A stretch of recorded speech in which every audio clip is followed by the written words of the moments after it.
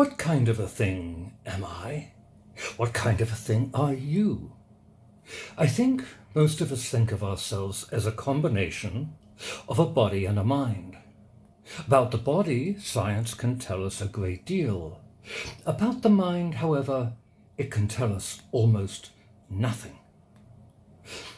Recall what science was telling us about the mind 2 centuries ago, when Queen Victoria was still a teenager. Science presented the mind as a bundle of separate properties mapped onto the skull.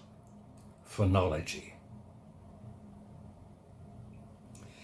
How much more advanced are we today? Here's how modern neuroscience sees the mind.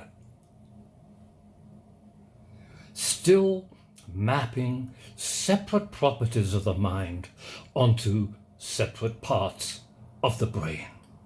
Obviously, there's been very little progress.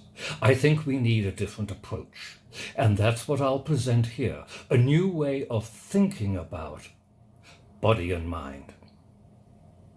Now, I want to stress, this isn't meant to be science. This is simply a new way of thinking about mind.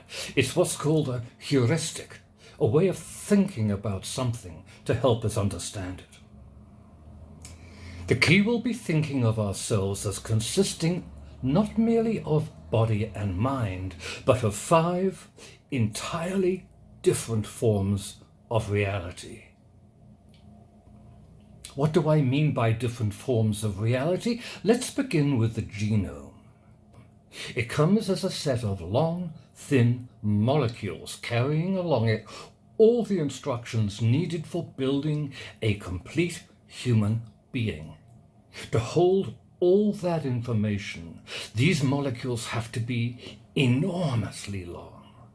Straightened out and joined end to end, they'd be just a few atoms wide, but over 6 feet long. Why do they have to come that way? Because only by coming as a one-dimensional string of atoms can it divide and replicate. In fact, it comes as 2 complementary strands that can unzip down the middle and form 2 new complementary strings, like this. To be able to so easily reproduce itself, the genome has to come like this. By contrast, the body that the genome carries specs for is 3-dimensional. It's bulky, and it's composed of entirely different molecules. It's a different form of reality.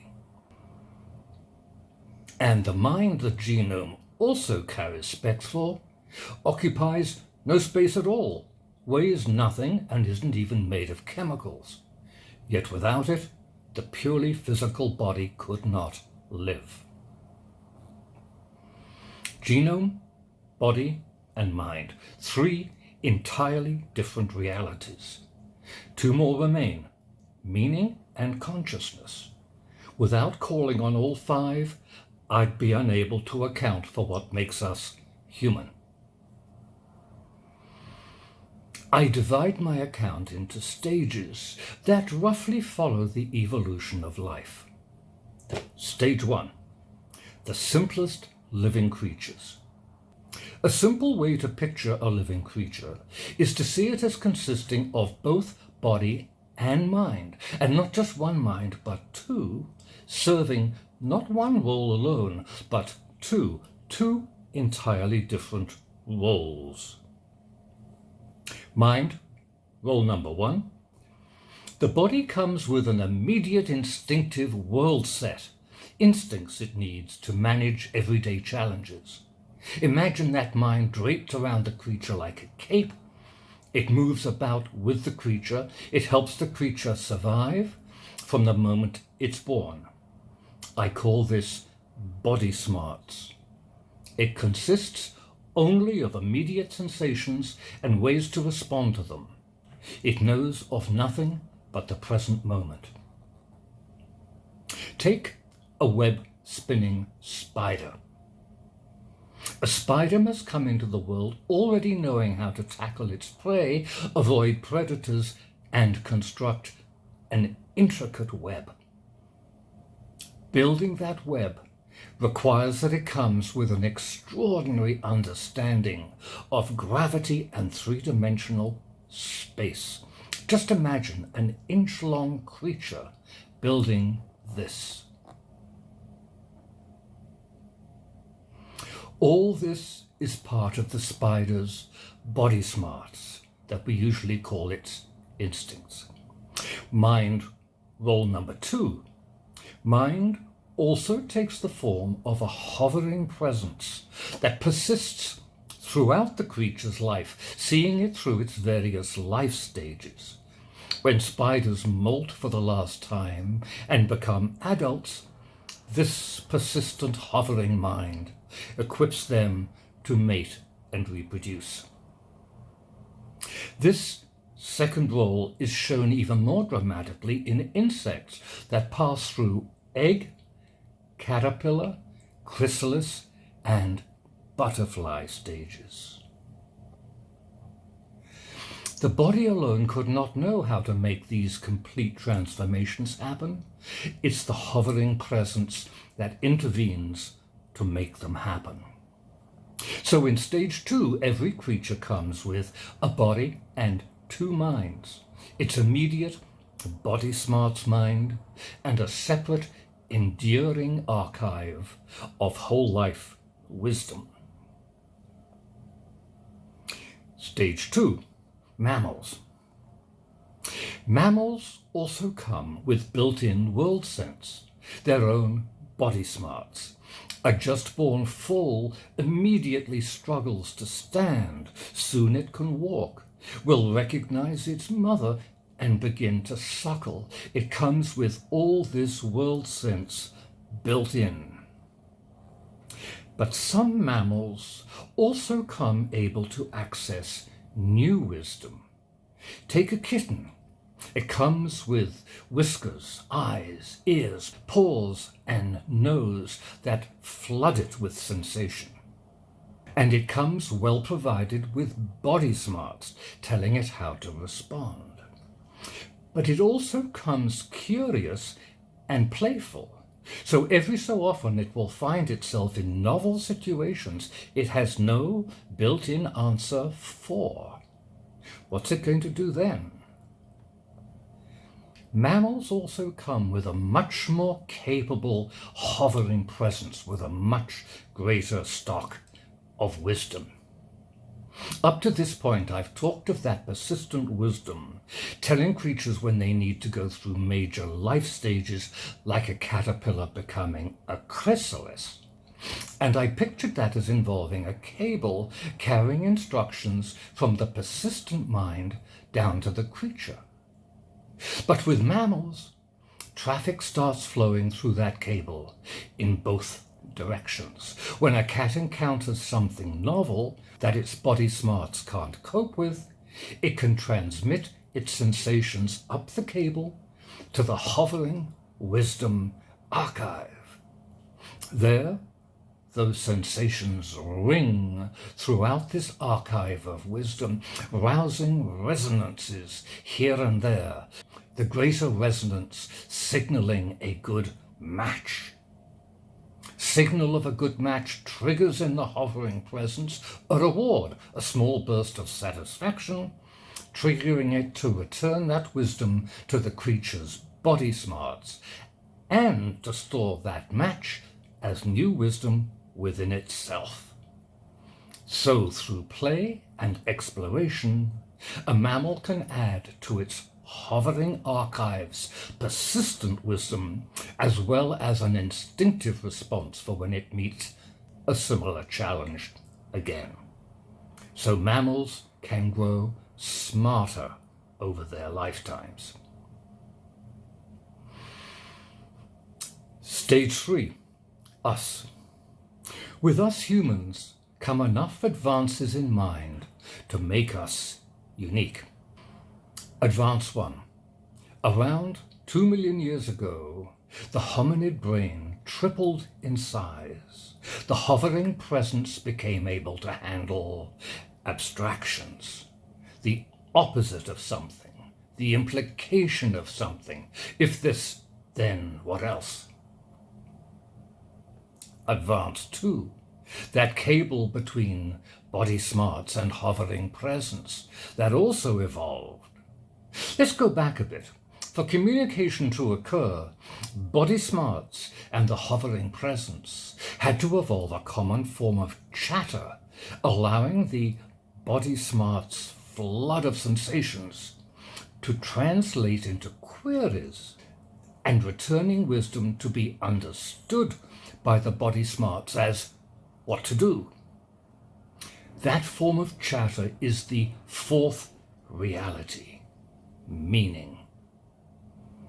Meaning is the form of reality through which the two minds communicate. This is another form of reality coded for in the genome. Instincts are meanings. Advance 3. Within the past 100,000 years, human became able to speak. Every child learns to speak, so we probably evolved being able to speak. But each community of humans developed its own language. As we began to use human languages, our queries expressed in human language began to flow up through the cable, and the hovering mind began to reformat its wisdom in terms of human language. We could now query the hovering archive in human language. Meaning could be expressed in words. Today we live surrounded by meaning. It can be thought, spoken, written down, printed, broadcast. It can be a plan taking physical form as a bridge. It can change the world. But it's nothing like any one of the other four forms of reality. It's a distinct form of reality in our world. Advance 4. More recently, only about 3,000 years ago, alphabetic writing allowed us to record our trains of thought and experience how other people thought. Within a few centuries, the ancient Greeks laid down foundations for rational inquiry. Modern consciousness was born. Advance 5. Consciousness is the fifth of our distinct realities, quite distinct from the other four.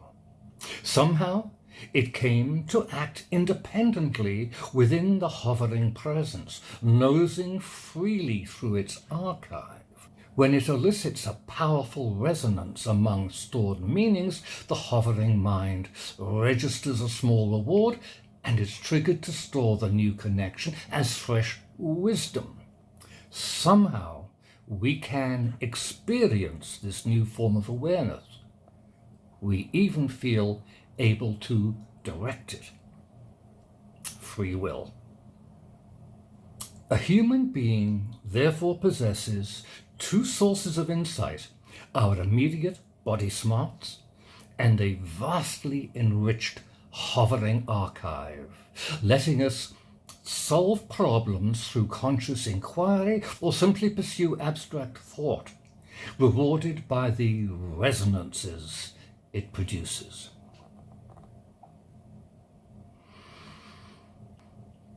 That's my heuristic, my made-up account designed to help us think about something.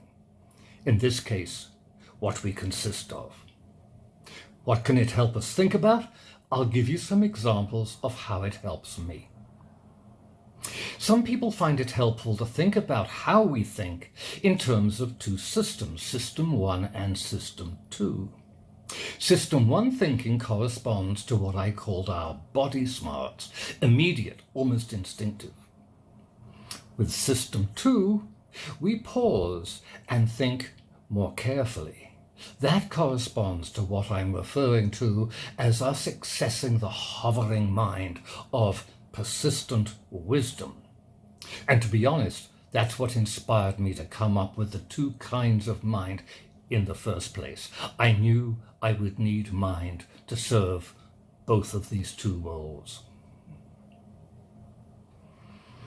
Can our body smart System 1 learn from System 2 wisdom? I think so. An example for me is Freud's defense mechanisms. They're a System 2 kind of abstraction. But once we come across them, we can soon quickly label our behaviors as denial or projection. And even if consciousness emerges within our hovering presence, we can also be conscious of what's going on in our body smarts, like feeling pain or enjoying sugary snacks. So, is consciousness a feature of the hovering presence alone, or a property of the universe that our human way of thinking finally qualified us for? I've no idea. Is it coded into us by the genome? Probably not. It's a product of culture. What about myself? Does my conscious me own my consciousness? Or are me and my consciousness the same thing? What is consciousness? My heuristic can't tell us. All it can suppose is consciousness is a distinct reality all on its own. Is consciousness the same everywhere? Almost certainly not. In Westerners like me, it's a product of a very particular tradition, running from the ancient Greeks and Romans, through the Enlightenment and the growth of modern science and Romanticism to the individualism of today. Other traditions will inevitably result in very different experiences of consciousness. And even among ourselves, we may differ in how we favor System 1 thinking over System 2 and vice versa. We may favor a materialistic, deterministic account of mind over a dualistic recognition of mind and body as two different forms of reality. Then I think we will experience ourselves differently. And meaning in life? I doubt if we come with body smarts complaining about life not having any meaning. I think that's a disease infecting the wisdom of the hovering presence mind. And the cure? I doubt it will be found there. Better to train oneself to find greater satisfactions in immediate sensation. Are we unique in being conscious? My model says yes. We became conscious mainly through culture, not from biology. This framework of ideas I've proposed is a purely arbitrary fantasy. It isn't meant to be scientific. It may not appeal to you at all. But I hope I've conveyed how much we'd gain by having a better account of ourselves that we could share to understand ourselves and each other better.